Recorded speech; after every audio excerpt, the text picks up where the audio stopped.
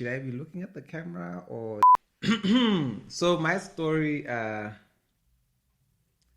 it's not a wow story, because I'd say I was born in church basically, because my parents were Christians, and I grew up and found myself in the church. So I think it's around my teens, around 17, when I was like, so, okay, the thing about growing up in the church is, I don't know how many times you give your life to Christ, because you're doing stuff with guys at school, then you come to church, then you say sinner's prayer, then, and there's that lack of understanding of what it is to be saved. You realize, then later you grow up and you realize, no, I get saved once. So I was around 17 when I was like, you know what? Now I don't want to go to church for my parents. God, I want you, have a relationship with you. And that was the turning point for me.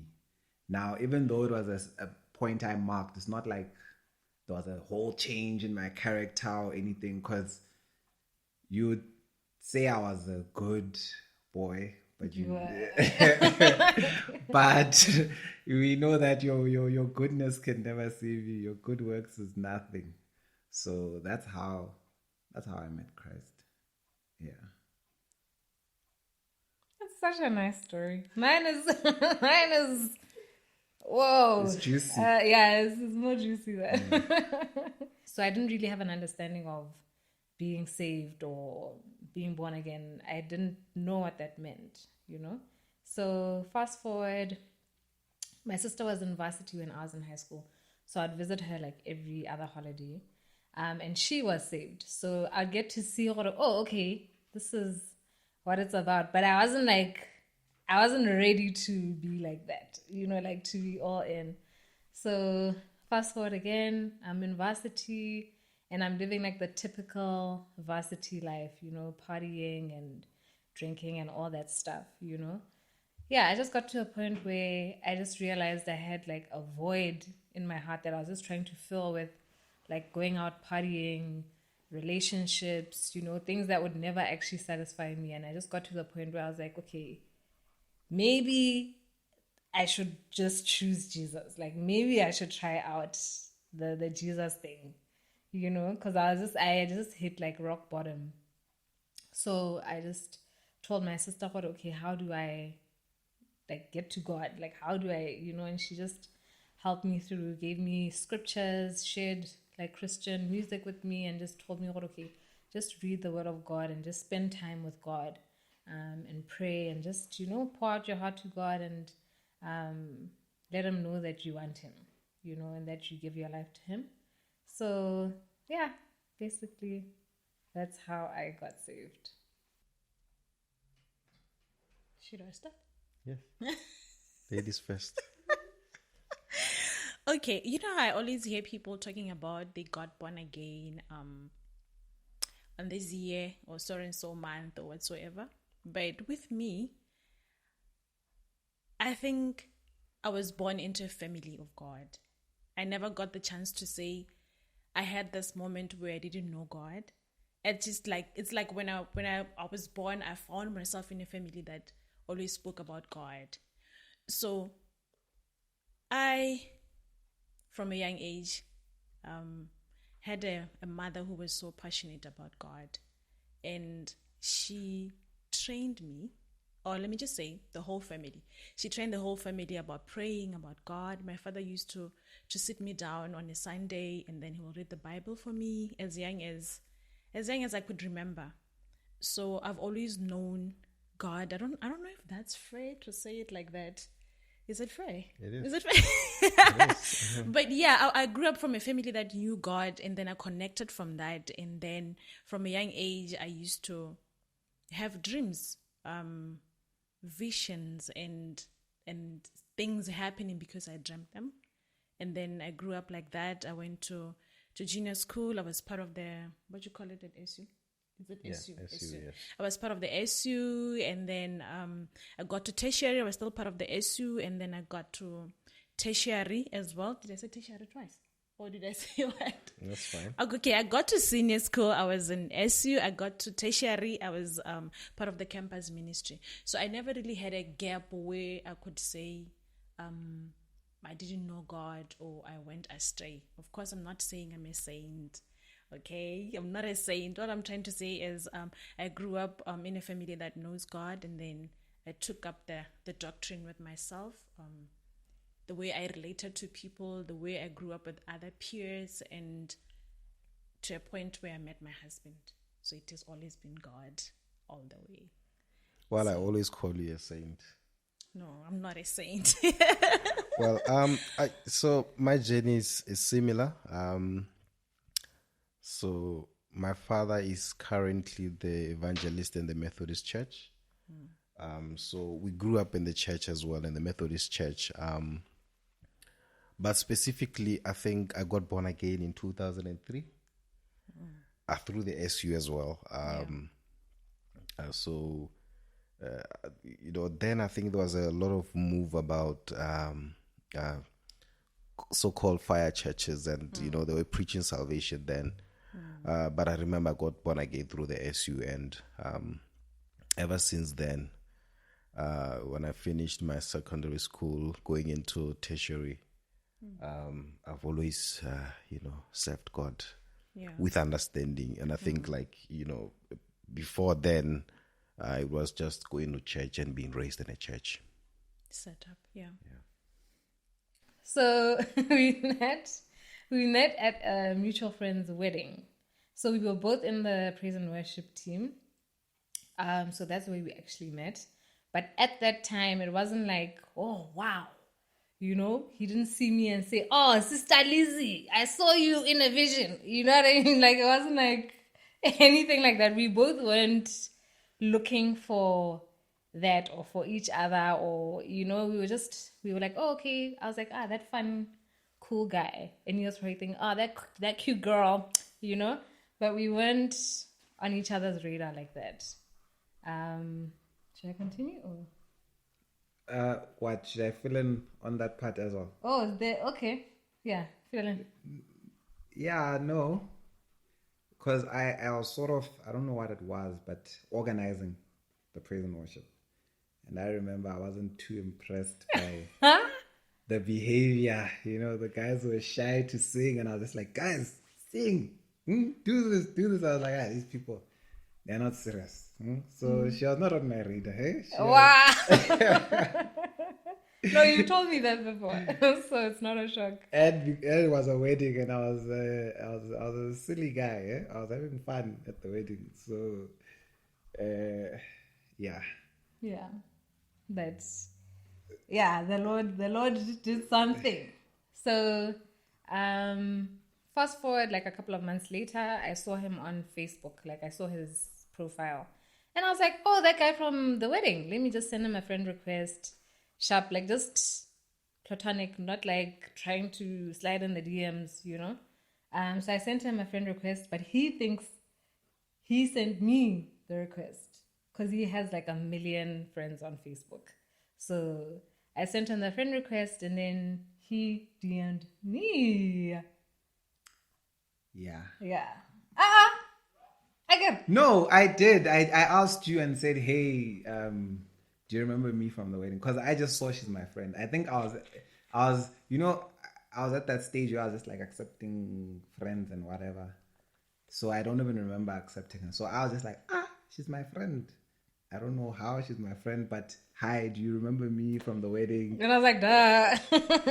I sent you the request. Yeah. So then that's when the conversation started. It was a quick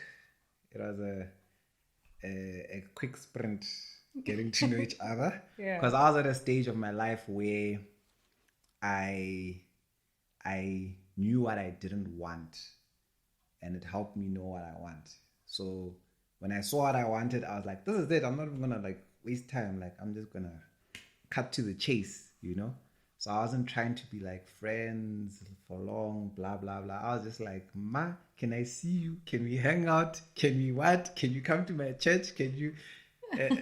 Yeah. I was just, so I think in a space of 2 weeks of talking, Then I think within the other 2 weeks we were dating. Yeah. Yeah. And for me, I was like, wow, this guy is like straightforward, because before your promise comes, you can deal with a little riffraff. You know what I mean? So so it was shocking that this guy was just straight up for it. This is what I want. And like he's saying, he wasn't looking for a friend. Like he had enough friends at that point. So he was just like, and then he sees a wife, and I was like, wow, this is nice, and I liked him too. So that helped. We met at tertiary, Monash University. So how we met is that there was a module that I was taking. It was psychology, right? Psychology Yes. module. Yes. So he was to take it on the other semester. So I had a book that I was selling. So he came and then he's like, when we're at tertiary, you buy those second-hand books and all that. So yeah, he was looking for that psychology book and I was selling it. So I guess I didn't see him. So I guess you can chip in there because I didn't see you. You saw me. Yes, I want to of course. believe. Yeah, so that's where we met. So the first time I met him, he was looking for a psychology book. And you know what? I remember that day.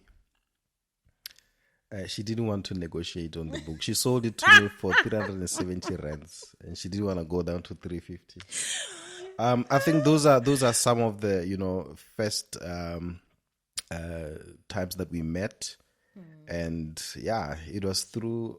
I think shortly after then we were going to the same fellowship on campus. Yeah. Where we used to serve as young Christians. Yeah. So that's where the relationship grew further because it happened that I saw him during one of the services. So I'm like, okay. But then I didn't see him. Like, okay, this is the brother that was buying a book from me. But then, no, nothing clicked at that time. Yeah. I honestly don't know. It was you. Hey, nah, I don't know. It was you. Hey, Yeah. via phone or words. I can check the WhatsApp Okay, conversation. no, it's fine. No, it was you. But I felt the same way, so I said it back. Yeah. It was an order. Probably me. He did. Was it me? Yeah, I was too forward. Like she said, she didn't see me. Yeah. But I think for me, I always knew the kind of person I wanted. And I didn't use the word I love you for the sake of the word, because I had already sort of made my own judgments and conclusions. So when I said I love you, I did love you. But I wanted it to sound like the love of God, I got But I did genuinely love her as a sister, and I knew where it was gonna lead to. Yeah, confident. Okay, so how he said it, like a month went by as we at campus ministry fellowshipping together, winning souls, going to church and all that. And then one of the days, he gives me a call. And then I'm like, okay, brother Kamu is calling me. I don't know what we're going to talk about. I was actually thinking maybe you're going to say we have to pray about something or something. I don't know. But that's what... Not to say I never called for prayer meetings. But you did. Like, he used to call me. We pray together and all that. But that day I thought, okay, maybe we need to pray about something. And then when I get there, the guy is like, you know what? Can you sit down? I'm like, okay. I sit down. He's like, Mercy, I want to tell you something. I love you and I want to marry you. You don't need to answer me today. You can go. Faith. So I'm like, okay, this guy, how come he's so bold? But I think when you're young, you have aspirations and you have dreams. Probably, I wanted to get married to a white guy. Why? Because of the way they're portrayed on media.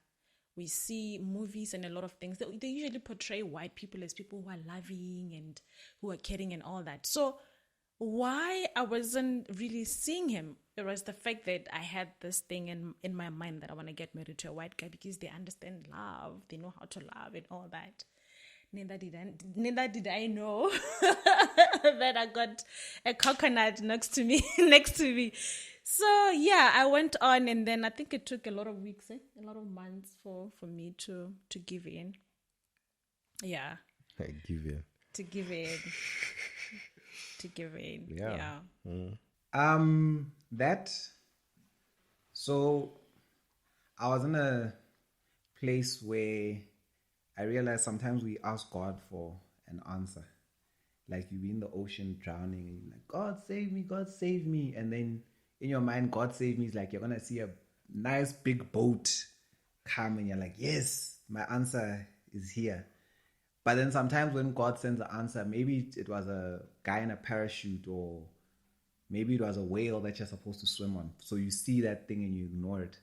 Or it's a small boat or whatever it is. So I was in a place of realizing sometimes the answer is right in front of you, but you're still praying. You want to pray for so many months. So me, that's why my prayer wasn't very long. When I met her, she was like, why do you want to get married? Blah, blah, blah. I told her, and she's like, she wants to pray. I said, go and pray. Now I'm fine. Then when she came to give me her answer, I was like, wait, I need to pray. I was like, whoa, wait, just give me 2 days. Let me just... But I knew, for me, it was a faith thing, hey?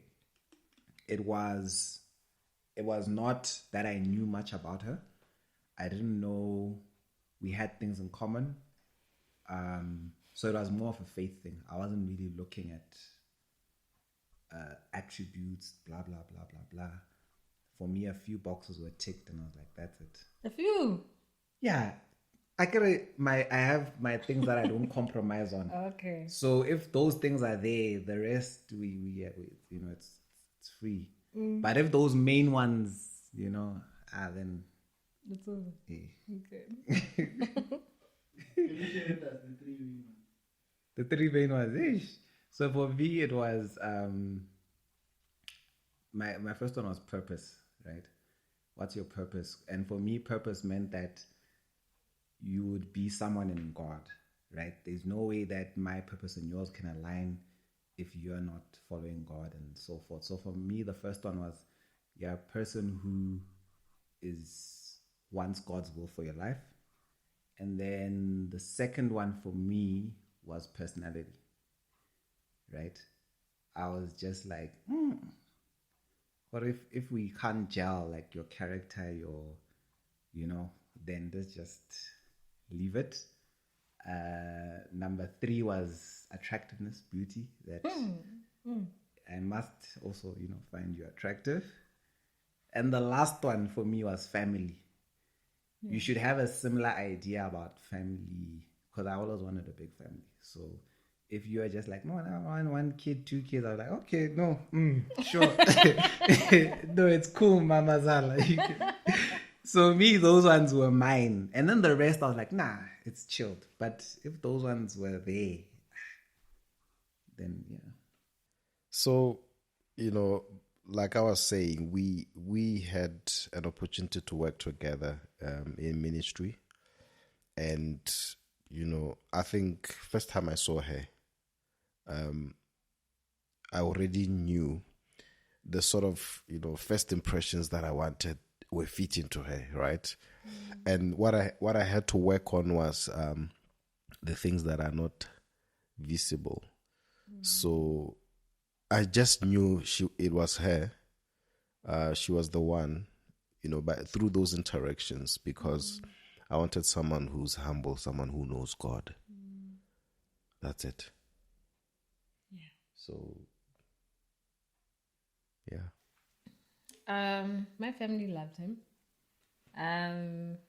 There was never like this guy, they're a bit off, They liked him from the start. And again, like his personality, he's a very friendly person, very warm, so he's very likable. So yeah, no, my family liked him, loved him. Yeah. Yeah, no, my family and friends, And friends? Yeah, my friends they told me, "Oh, hey, we like this one." This one we like. I was like, "Oh, guys." So the other ones, mm-mm. So, but no, my family, my mom was chilled. I knew she's the type of woman I can bring to the home. I wasn't wild. Yeah, my mother doesn't like wild things, wild hairstyles, wild dressing. So, yeah, no, they liked her. And people said we looked alike, Yeah. you know, at that People time. would actually ask if we're siblings. So, and then people were like, "Are you related?" And I'm like, "Yeah, we are going to be."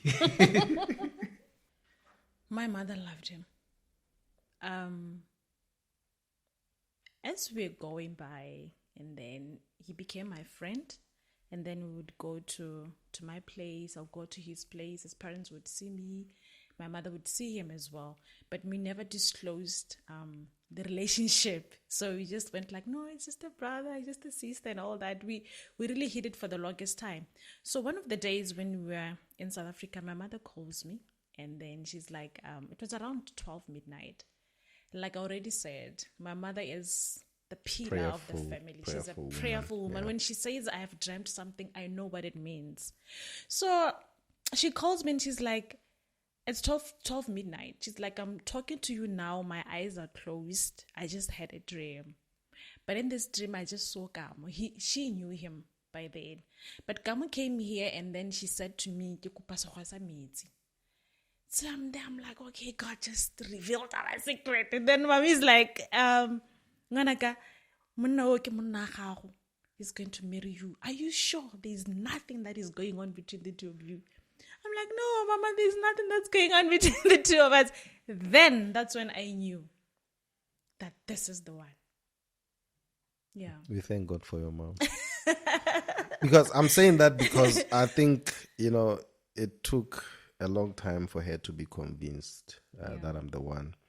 And you're not saying the other story when I left you in South Africa. Yes. What you saw. I think for her, I don't know.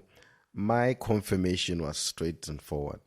But I think for her, she needed more science. More science, and particularly spiritual science. That's and true. That's when she was really convinced. So for me, similarly, I did introduce her as my girlfriend from the onset, right? I remember my father likes saying this story.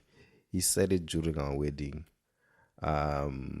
Probably when we had the wedding on my wife's side and my side, and when we had it in the city as well. The fact that, she was introduced by my younger brother. He likes saying that story. So he'd say my brother would say, "Daddy, this is Sister Mercy," and I'll never say anything.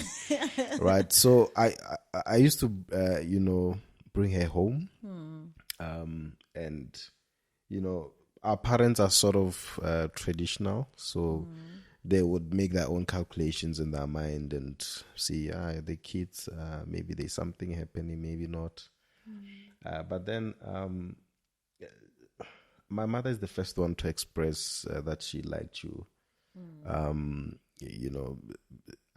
rest of the family do love her, even for the ones that I didn't think they love you. Because there's a lot of things that happened when we were about to get married. And you would, wonder, what is it that these people don't like about this beautiful person, this very kind person, right? But, we've come to learn that there is spirits, that room, and, people that love you can do things that really are quite surprising. But generally, I think my family has received her well. There were a lot of fights when we were getting married, having to do with the traditional stuff versus spiritual stuff, because we were deeply rooted Christians, and there was a bit of challenge in, combining tradition and Christianity, our understanding, our family's understanding. So I think some of the things then went on to be more, vivid after we got married. Yeah. That she is indeed a good person. Yeah. It's difficult to stand up for your faith, eh? To stand firm. Yeah. Yeah. Maybe it's the kiss. Yeah, I thought the same thing. Because we hadn't kissed until our wedding day. So for us, it was like, yes, we have arrived, like it's happening. And it was just, yeah. And the wedding, that question, now the wedding happened so fast. I didn't see what was happening, right? I just, one moment you're being given a ring, the next moment you kiss the bride, the next moment you're crying, the next moment you're off. Now the wedding was fast, eh? Yeah, it was. It was a whole day, but it was like this. But I also enjoyed like the traditional wedding. I feel like the traditional wedding was a bit more chilled. Yes. Like you could actually enjoy it. yeah, it was more intimate. Yeah. Whereas was. the white wedding is like bam bam program, like one thing after the other. You're going photos, your step. Whereas the traditional one, you just get to kind of like be in the moment and stuff. I actually have more memories of the traditional one. Yeah. Yeah.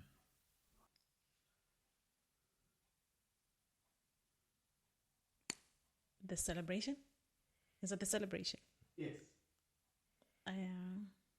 When you were singing for me. Yeah, when he was singing for me. Yeah. So, yeah. There's a lot of things that happened, as I said, and and it's not like there isn't positive things that I remember, right? Yeah. But I think the one thing I remember is that my wife assured that she really is standing with me despite of what was going on. So that really, kept me going. And when I see the wedding happening, something's not arranged the way they were supposed to, I don't want to remember all the negative things, where you find the decor, not the way that you asked, Yeah, that's what all usually those happens, things. But, yeah. you being there and saying, I'm with you, my man. It's the thing Stood for out me. for you. Yeah. Aw. Like I don't remember it being. It was nice, not chilled. It was nice. I don't remember it being difficult or us like butting heads or arguing about certain things. Like how people will be like, "Yo, the toilet seat can be an issue."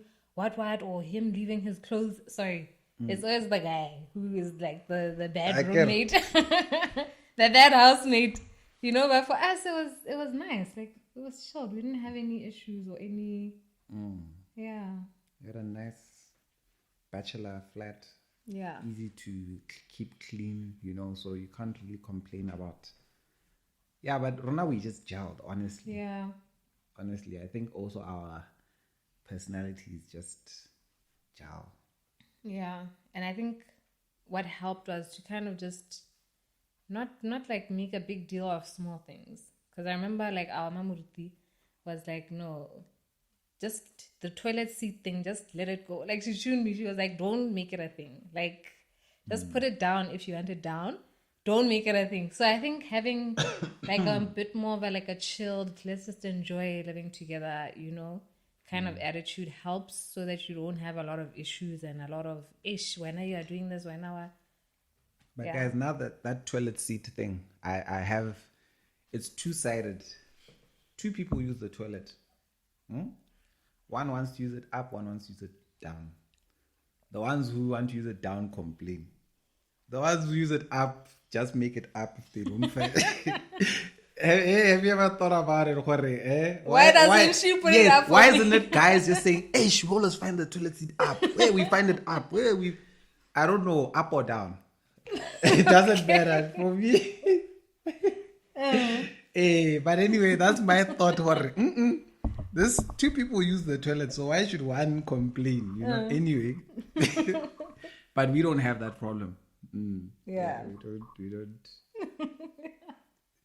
Hey, you're laughing. Do you have that problem? No, I mean like.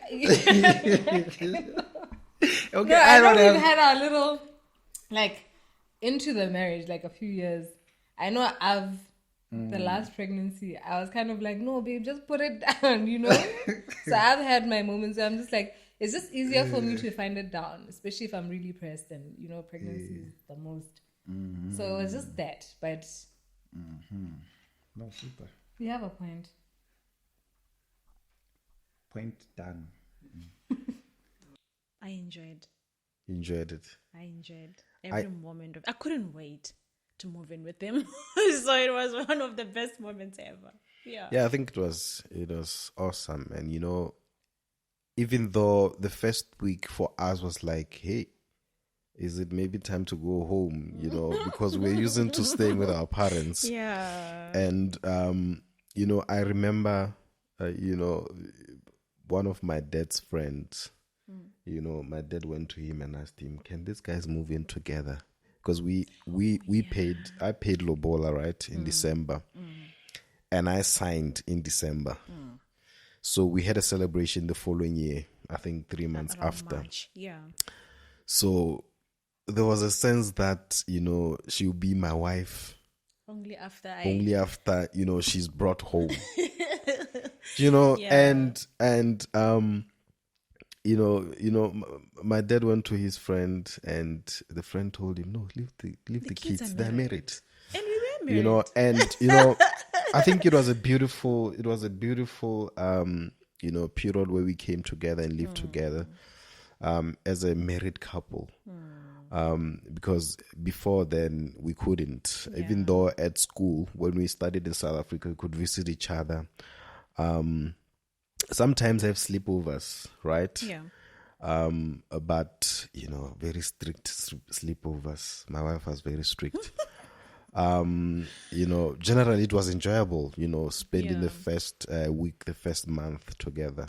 Yeah. It was quite freedom. Lovely. Yeah. Yeah, now this is the question where Yeah. I'm going to have to think. Hey? Most challenging.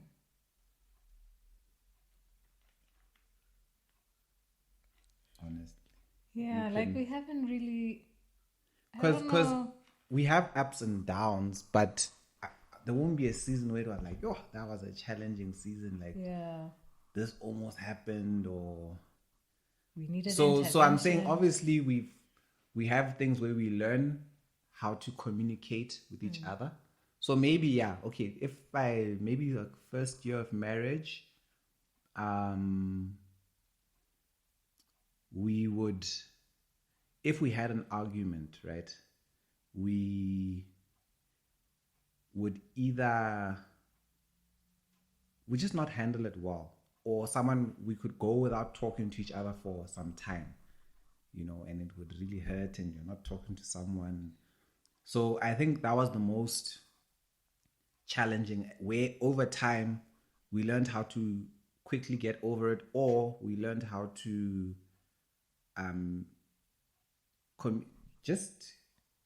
fix it quicker. So where something used to take, the same argument which would take 3 days to get over it, in half a day we're over it, So I think that's what I remember being a challenge. Yeah, definitely. Now that you mention that, it was just communication, and I think, I don't know, you'll say whether they should cut this out or not, but I don't think they should. That I think, okay, let's say for me, the challenge that we've had, more so in the past, because we've learned how to communicate and we know each other better, so we know what, if I say this like this, it will affect him like this, and vice versa. But there was a time where, let's say, for example, maybe I'd get upset easily. Yeah, that was a challenge. I would get upset easily, like when he would say something, or he would tell me, okay, babe, I don't like what.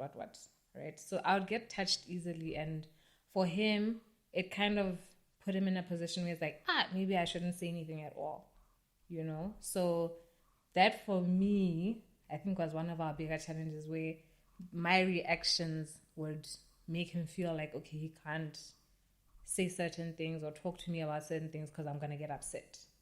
So like I was saying, over time, like we've learned how to communicate with each other, what, okay, this is how I should put 1, 2, 3. And I think over time I've matured and I don't get as easily upset. No, both of us. Yeah. Both of us. I think our personalities, we both withdraw. So that's the problem. So we've learned how to, even though we want to withdraw, we learn how to talk and get it out, you know? Yeah. You want to talk about it? Yeah, I'm thinking how to put it. I think generally when you're just joining a new family that you don't understand how they do things, it's challenging on its own, and it can cause a lot of confusion because you're coming from this type of a setup to this type of a setup that really, you know how change is. Change is different, and change is uncomfortable. Yeah. So, and sometimes when you join a family that does things differently from the way you are used to, it kind of feels like it's pressure. It's because that these expectations, you're now married, you know, traditionally when you're now emakoti, it's like that these expectations that they have for you, you need to be like every funeral you need to attend it, there's like, you know, that type of a thing. And maybe sometimes it's not like people are doing that to you, but because you have this mindset, you like simply because you know. And sometimes it can cause like a drift between you and your partner, especially if there are other things that you're uncomfortable with and you feel like maybe your partner is not doing enough to stand up for you. Or I mean, it's not easy to come from a different type of setup to gel into a new. So I think for me that was one challenging moment that we had to try and gel into the new family without really causing a drift between the two of us, you know. Yeah, it was a and it was a season, eh? Yeah. It wasn't one thing that happened. It was a season that we had to go through. Because, you know, even my side, you know, I had to keep asking my wife, what is it that I have to portray myself as, you know, for your people to, because you'd see we're at the same age, but most you know, most parents would want their daughter to be married to someone who's established. So I seemed like a young guy. What is this guy bringing? You know, for me that was a challenge, and you know, I've always believed that time will prove itself. And unfortunately for her, she moves in to be with my family, so that pressure is kind of like more, because the people are there. We're going there every other weekend, every other holiday. Most of the holidays were on my side, and you know, I came to understand how, you know, family can put pressure, some perceived pressure, and you know, the one that you see they ask for. That was a challenging, you know, time, and things have gotten better, right? I think we can only say how we managed to solve that. It was through prayer, through God, and above all, the love that we have for each other. You know, I usually tell people that sometimes when the noise is from outside, it's not from within. It's okay. Like you just listen to the noise a little more without having to drift away from each other. And I think the love that we have for each other, obviously sealed by God, assisted us to be where we are today and to understand. Hey, these questions. We're only 4 years in, so maybe maybe the business lesson will be 10 years down the line. Wow. So far. Okay, for me, The biggest lesson is like communication and forgiveness or grace, you know.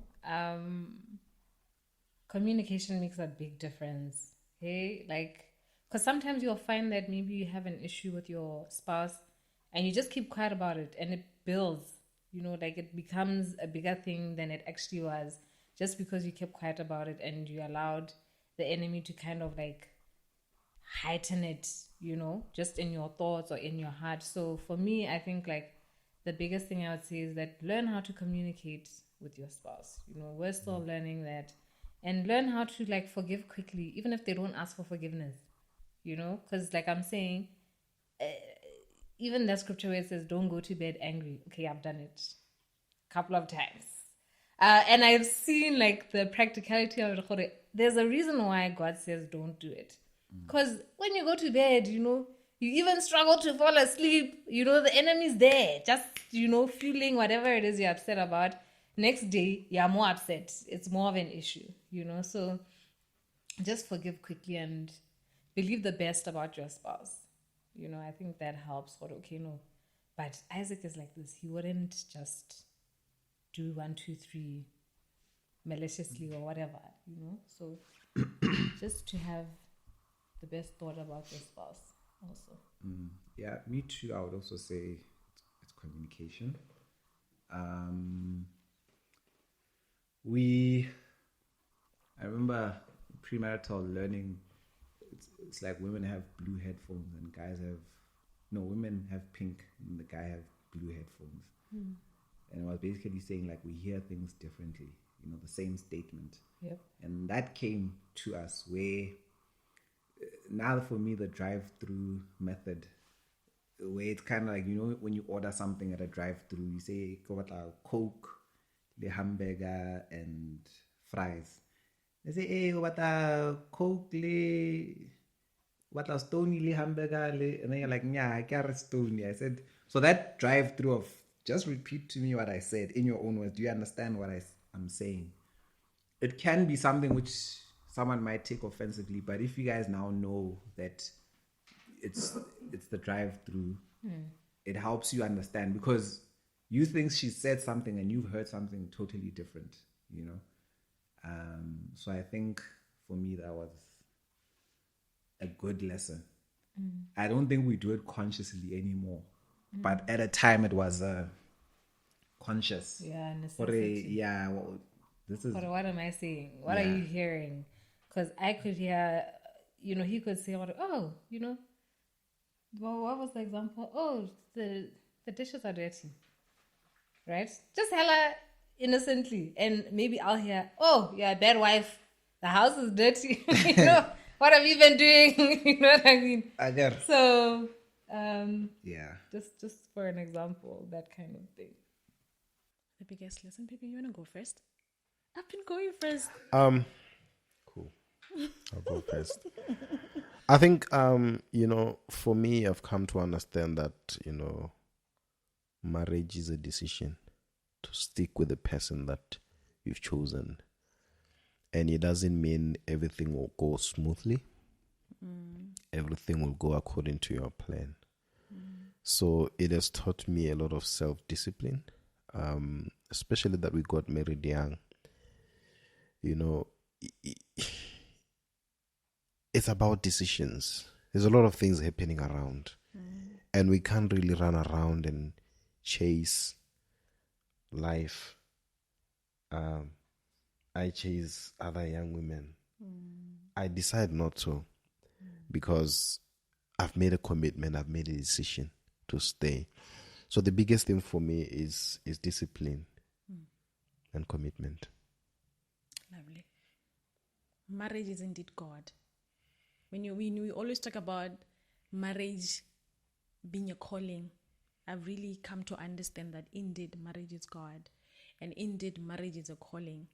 There's a pastor that was counseling us when we were getting married. He's like, you know, you have come into Kamu's life, and Kamu, you have come into Mercy's life so that you can kill her, and Mercy so that you can kill Kamu and bring out Christ. And this is one lesson that I have learned and that I'm still learning, because growth doesn't stop.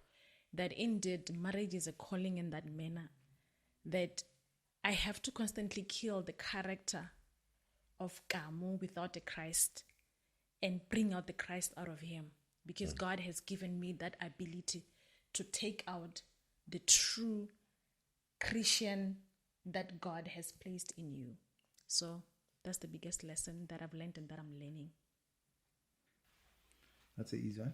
Mm-hmm. I do most of the cooking. I wish.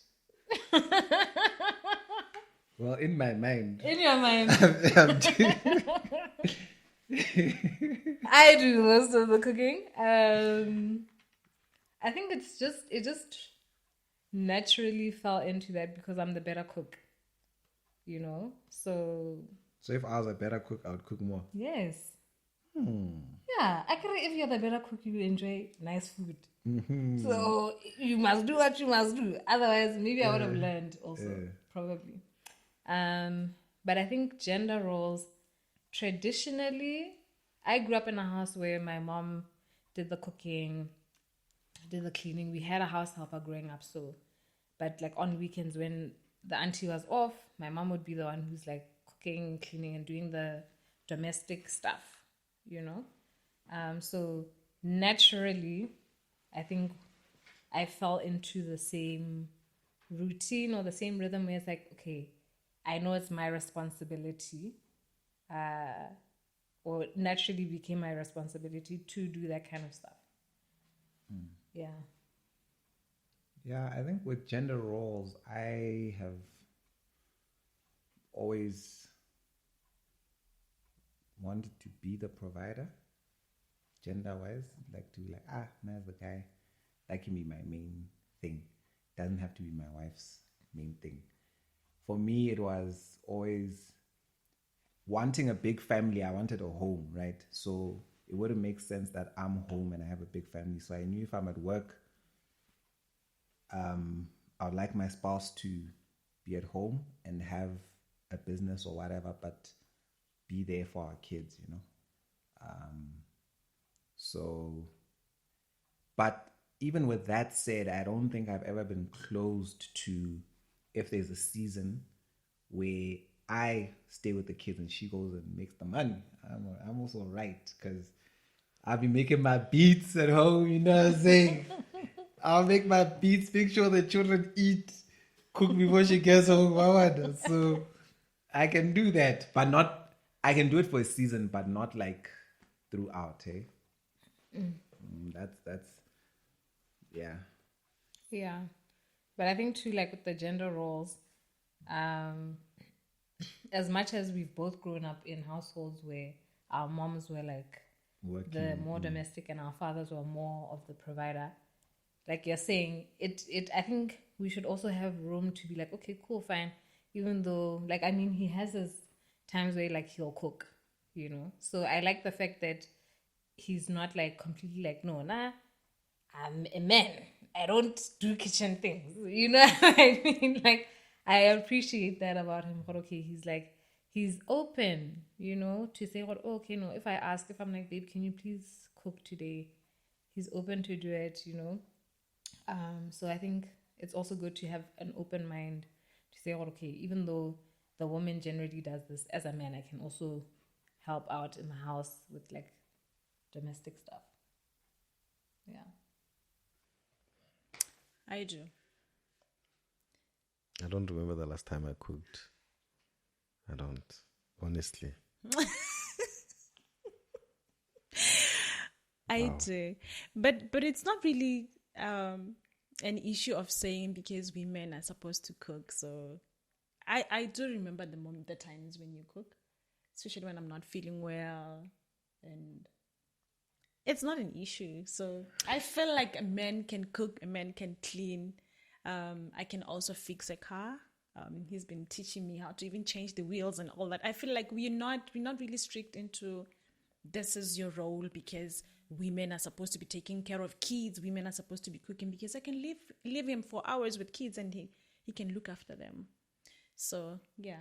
Yeah, our views are blended. I mean, we have different strengths, and there's things that she does better than me. So when it comes to roles, really, it's about who does it better. Can you do it at this time? At that particular time. Yeah. Who is available Yeah, at that it's- time. Yeah, but at the same time, we do understand which context we are in, which we are not, Yeah. so that we know how to work things out. But generally, it's not a big thing for Yeah. us. In general, I think I'm saving, but if there's something that I feel like, okay, this is quality, blah blah, I must pay the proper things. But in general, I don't think I'm a spend person. Yeah, you're the more responsible one. In terms of money, like in terms of like helping us helping us stay on track financially. You get what I mean? Which is a good thing because I feel like I don't know if I should say naturally, but I'm more of a spender. But I think when like your family is now growing, especially like as the homemaker, now you kind of have to focus in, you know what I mean, and like have your budgets and know what, okay, fine, this is where we can like what he's saying here, in this area we can splurge, this area let's save, that kind of thing. So I think generally I'm a spender, but I can go into that mode of, okay, let's yeah. But even if she's saying I'm the more responsible one, but she's actually the person who does the budgeting, handles the most of the money. So So I have to be responsible. yes, so it's interesting, Yeah. but we balance each other out. Yeah, definitely. I'm laughing because there's a you'll cut it. I'm laughing because there's a what do you call it, our YouTube thing that we spoke about saving. So I'm laughing because we neranganganyana for a while. Well, I'm the saver. He's the spender. You wanna justify? I'm a saver and a spender. I'm a saver and a spender. So the reason why I say that is when I want something, or when I think we need something in the house, I save for it and buy it. And most of the things I buy that are more related to me, I just buy them and tell her later. Right? Because if I feel something is important, I'll buy it. But sometimes my wife feels like it's not a need. It's not a need. It's a want. It's we it's a can want. get it later. But for me, if I think there's the best security gadget in the market, and she feels we are safe, God is protecting us, I'll go buy it. That's how I am a spender. But in terms of saving, I let her do the saving. I also tend to save sometimes, but I usually save to go spend. No, but then that's our philosophy. You need to attach a purpose to your savings. Otherwise, you're gonna use it to anything that will just come by. We do save for a purpose, obviously, but he's a spender. Yeah, But just for me the cycle is shorter.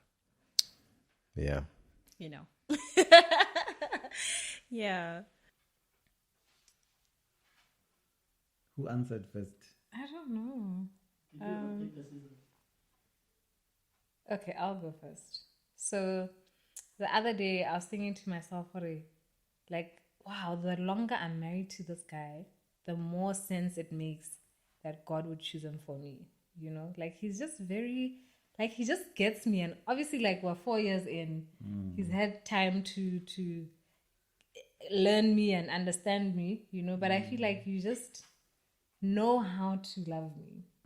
And I love that about you, that you're just so kind, you're so caring, you're not judgmental, you're not judgmental where I would be judgmental, you know what I mean? You're perfect. You're perfect for me. I love that you know how to love me, and whether it's intentionally or unintentionally, just naturally, you get me. Yeah, I'm deep. I get it. It's your turn. For me, you've always been a joyful person, like a brighten up the room, you know. I don't want doom in my life. Gloom. So, no, I love your. Yeah, I wish English I could say that. I'm thinking joyful disposition, but and you're very understanding. You know, I think you're someone who. That's what I've always felt, that you understand me. I guess me feeling understood means a lot to me. So you're someone who understands me. How do I put this? I also you've got a lot of love, you know. Yeah, and you show it. You know what I'm saying? Because you know how it's like, yeah, husband love your wives, but it's also good when you can feel what my wife loves me, you know. And I just feel you're the right fit for me, you know. Just the way I am. I think if I was with someone else, I could have like more issues, but no, I think there are things about me which I think it goes back to the understanding point now. If I'm going back to it, but yeah, self-sacrificing as well. Yeah. Wow, I didn't know. I was like that. Thank you. Yeah. So yeah, those are some of the things, and I love how she's giving me children. Yes, in abundance. That I wanted. Always. Yeah. That's part of yourself. Because I know you could have reduced the numbers, but you decided to go beyond. You're welcome. Yeah. You want me to go first? Yes. Okay. Sometimes I feel like having him as my husband is just too good to be true. I think I like saying that to you, ne? It's like I'm always waiting to see that disappointment, you know. In my life, I've always felt like any good thing that I have always just goes away, you know. I just had that perception as I was growing up that, you know, I can have anything good for a long time, but God has proved me otherwise. We are in our 8th year now, probably 14 years of being together, because we're in a relationship for 7 years before we could get married. So I have never seen this type of love that I received from him. He is so reliable. He's so understanding. I don't know quarreling in my house. I don't understand. Like, how do you do it? It's you. Like, how do you how do you do it? What I love about him is the fact that he's so understanding. He is so reliable. He's the man. He is so loving, and I don't know where that love is coming from, because I guess it can only be God, but he understood the assignment of being a husband, and he understands it, and he got it. So I really don't know how to put it in words, but his mannerism and everything to do with him, I love it. What I love about my wife, I think the answer is right back at you.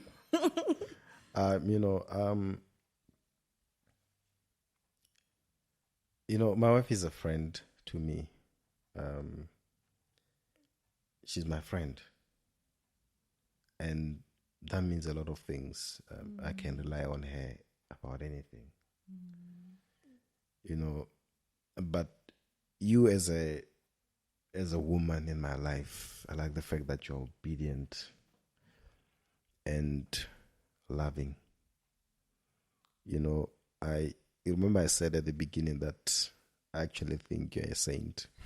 And I'm not trying to tell the world out there that my wife is a saint. I know we all have. Cannot be a She's a saint compared to me, right? No, baby. So she. I really struggle to find anything I don't like about her, because she's everything good to me, man. I'm becoming emotional. Yeah. I love everything about her.